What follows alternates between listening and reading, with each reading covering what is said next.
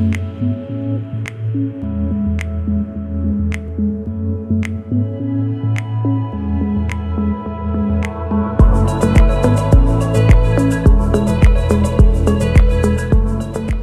guys, today we're going to be making a fish pie.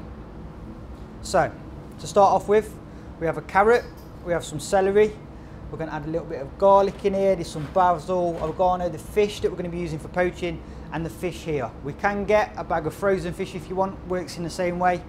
This is fresh fish that we're using, trout and salmon here today. So, what we're going to do first is our potatoes, our mashed potato. So if we get a potato like this peeled, we go straight down the middle with him again, okay? We get him on a flat surface and we can just cut him straight in half around this size. That'll be perfect for boiling. Same with the other. Get a kettle. If you boil the kettle, you can use your pot or your pan. Let's just say one around this big, or maybe a little bit bigger if you're eating one a bit more mashed potato. We'll put them in there. The boiling water will go in on the stove maybe for about 15-10 minutes on a medium to high heat, okay? Now we're going to start with the carrots and the celery. So we can take, let me move this for you guys, and then I'm going to move this here. We can take the top end of the carrot off, we can discard of that. Now guys, it's completely up to you. If you like to peel your carrot beforehand, completely fine. But for me, I like the skin on it, some goodness in there. So we're just going to chop this into rough chunks as such. It doesn't matter how big or small they are. And for me guys, I'm just going to leave that bit there because I don't want to take off my fingers or nothing like that. It's completely fine. If you want to use that bit, use all of it, completely fine. We can use it like that, we can cut it off the end, but for me, I just cut it off the end, and there they go. These are having a little roll on me there, so we'll put them there.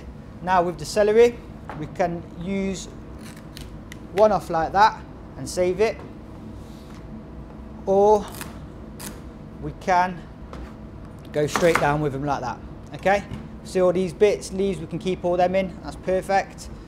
So then we're going to have our chunks of carrot and our chunks of celery there, okay, perfect. We'll leave them on the side. Now we're going to move on to the fish, okay? As we see here, we've got a blue board for fish and a green for our veg and everything else.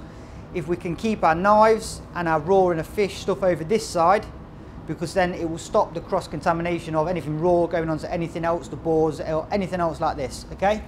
So, with the fish here, we are just going to, as it is, go across, get a sharp knife as possible. As we can see, my fingers are a nice bit away from there because the chopping will be fine and they will be down so they're nice and safe, okay?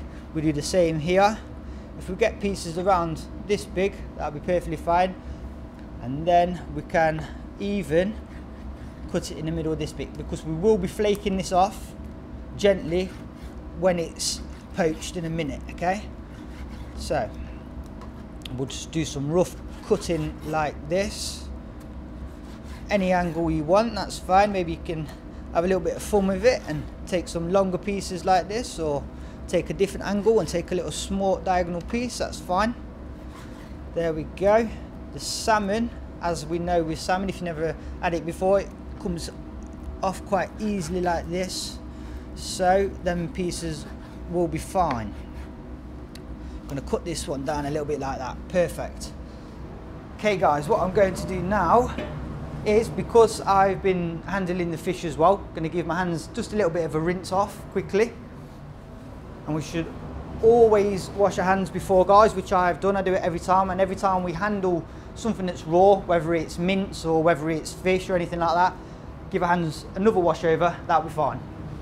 We're going to move our pan that we need, a pan like this is fine, onto the heat. I've got this on a low heat at the minute because what I'm going to do next is add some milk. Okay, now the milk is in there, and we are going to slowly take our board over, and if we have a pair of tongs or something like this, that's fine. You can use your knife to put it back in, or you can use your hands, whichever. So what we're going to do is turn this up here, and that's been turned up to a high heat just so it can gently, slowly start coming to the boil. If we keep our eye on this, because we don't want it to curdle or start cooking too fast, then as it's at there, we can start working on it. I can see the bubbles forming now nicely, guys, which I'd like to show you quickly. And we can see, we can test it in there, and in here we can see all of it starting to bubble and form, so that's fine, that's great. So all we're going to be doing is using this milk to poach our fish here, okay?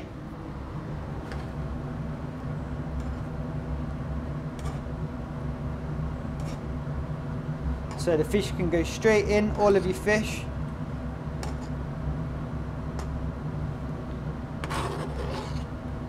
And then this will poach now for around 10 minutes. We can poach this for 10 minutes here now.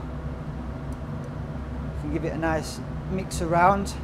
Get all the milk on the fish and in it there, lovely jubbly.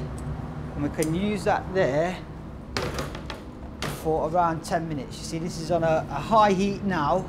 Of course, we can feel it, it's gently coming to a boil. We can see the bubbles forming in a second. So I'm just going to leave it there until the bubbles are really going, and I'm going to turn it down so it can gently start working together.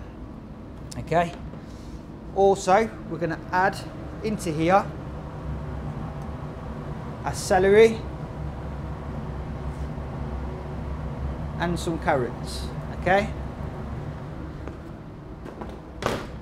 Then we can move it around again.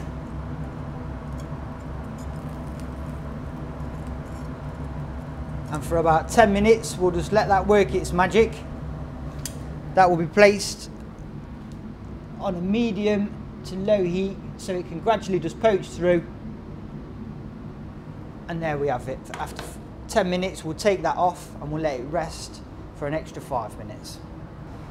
Hi guys, so we're back from resting the fish on the side for 5 minutes after it's been poached on there for about 10 minutes or so, 10 to 15. You can feel the fish as we're going. Now it's rested and it should be very soft. You should be able to smell what's cooking in here as well. So the next step that we need to do, guys, is get the fish out of all the mixture in here, including the milk, including all the stuff, everything, as much as you can.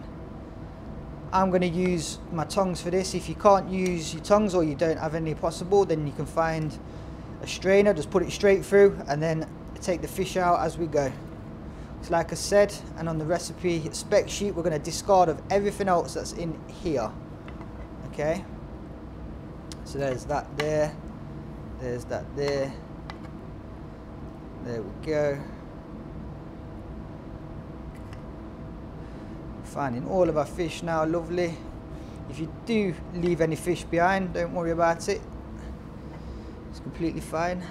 And then in here, guys, we're just going to give it a nice little flake like this, okay?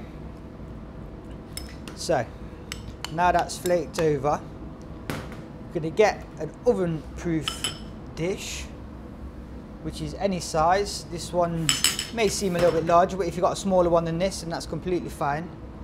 And what I'm going to do is just flake slowly over this here, and we're going to flake and keep doing that.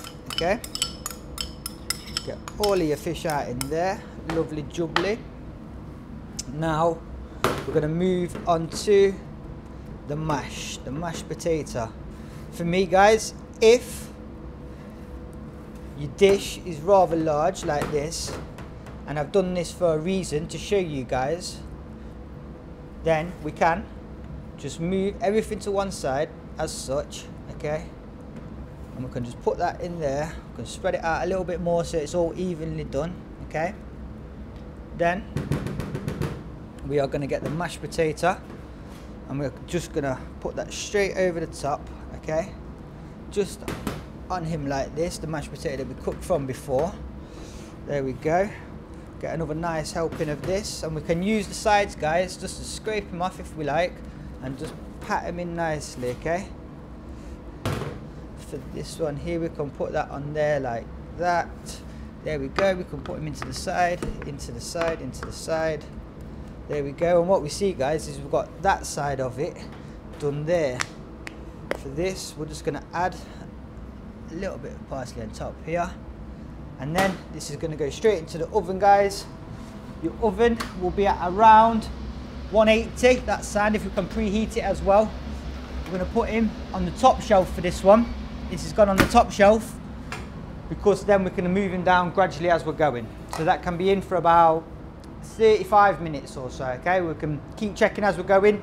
If you want to pull it out at about 20, that's fine, because we can remember, guys, that the fish is there, it's been poached, that's sound to eat. The potatoes, they've been made, they're sound to eat. So everything in the oven at the minute in this dish is good to eat. If you want to eat it now and pull it out, completely fine.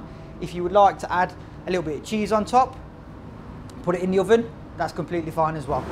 Alright guys, so we're back after about 30-35 minutes. We're now going to pull out the fish pie from the oven. So we'll take it nice and steady. We'll open that up as we go. Let the heat come out.